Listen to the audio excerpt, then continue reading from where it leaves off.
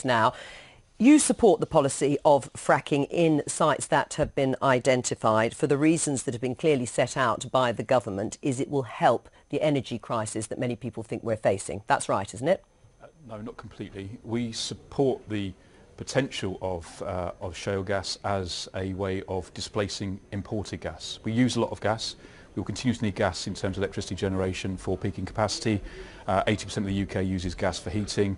So we're going to continue to need a significant amount of gas. In the last 10 years, we've moved from being from using more of our own gas from the North Sea to importing more than we use from the North Sea. So that's a big change that's happened. So but it's not about the silver bullet answer in the way which I think in sometimes the way in which it's portrayed by others. But in reality, you would be backing the same policy. You are not against these sites being used by companies for exploration for fracking. That's right, isn't it? Well, I don't think we should rule out the potential of an indigenous source of gas to displace imported gas. So you back it. So what's the difference? I mean, what would actually change if you were in power now? These sites, up to 40 sites that have been identified by the government, would now be put to councils for them to give the go-ahead for fracking to start. That's clear. Under Labour it would be the same. Well, there's two very significant differences. Firstly, in terms of the regulation that needs to be in place, we set out nearly 2 years ago now 6 conditions for what we thought needed to be done to ensure that the regulation is robust. There's also an issue around monitoring, because the monitoring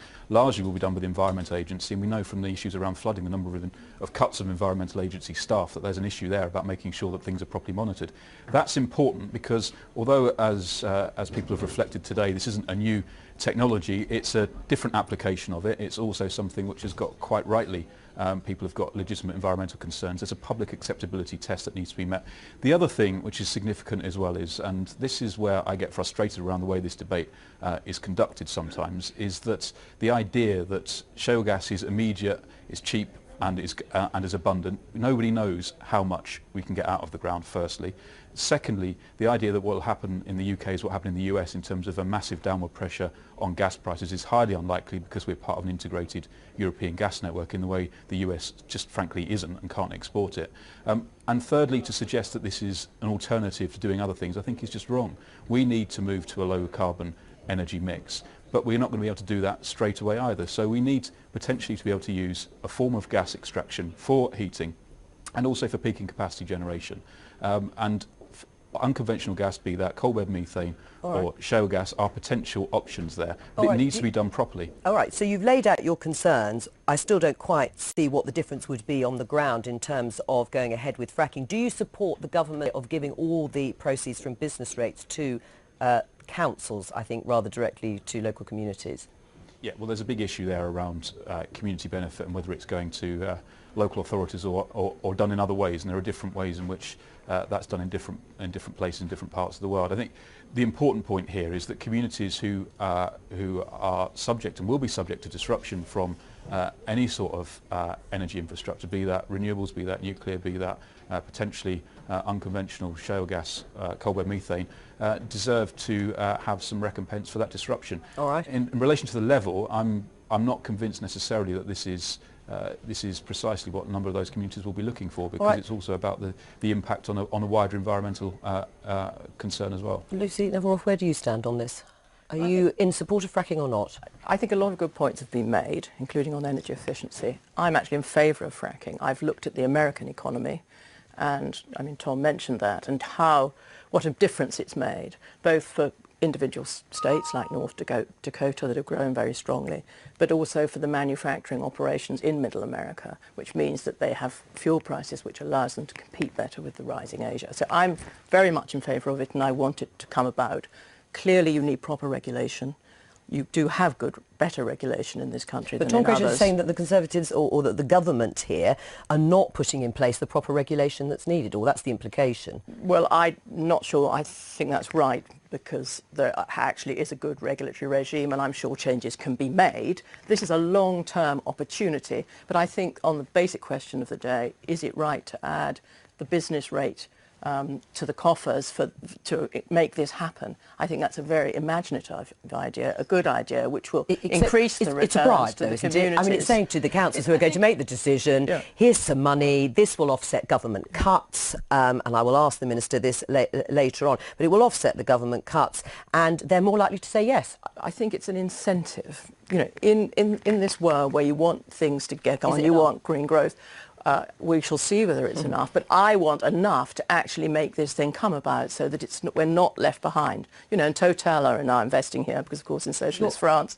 there isn't any fracking. Well, that, of course, is an irony, isn't it? Well, that is very ironic, isn't it? Because they can't frack in France. Why can't they frack in France? Because they know it has huge environmental implications. GDF Suez, the same thing. You know, and the government can't have it both ways. We've either got very tight regulation, in which case, why do these companies come over here?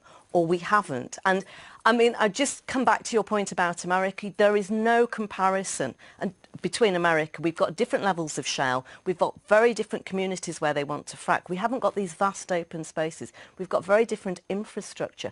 And seriously, do we want the number of wellheads and all the impacts that's going to bring on these places? So on every level, I do actually think that there's an issue. But there seems to be a consensus, doesn't there, politically, that even with concerns, and there will be Liberal Democrats who will be worried about it, no doubt, in some of their constituencies, but generally, fracking is going to go ahead. I'm sorry, but the consensus, the thing that I really worry about, and actually where I think is the most important thing, is to listen to those communities that are facing fracking.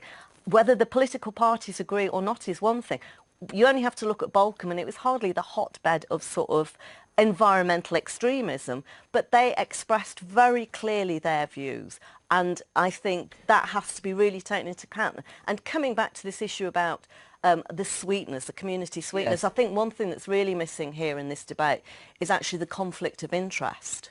So if you've got a council that has to determine the planning application from a fracking company and makes that decision about whether that company should come and frack, knowing full well that they may be in receipt of some money. I'm sorry, but there's very clear conflicts of interest. Tom Greatrex, then, how would Labour deal with the sort of protest that we saw at the beginning of this item? People who are going to be out there day in, day out, preventing or trying to prevent tankers coming in.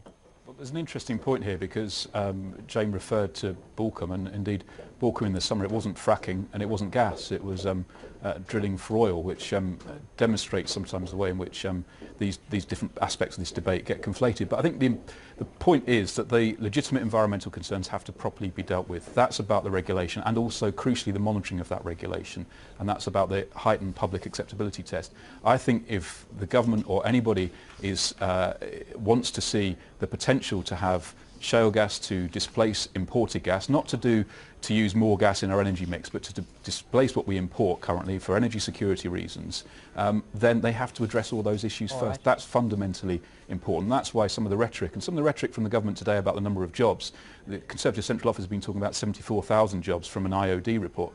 Well, AMEC just recently published a report they were commissioned on behalf of DEC to look at in a strategic environmental impact assessment and put the figure much lower than that, I think between 12 and 32,000. So, you know, the government are guilty of overhyping this, and I don't think that helps in terms of having a robust and sensible debate about this issue. Tom Greatrex, thank you, and Jane.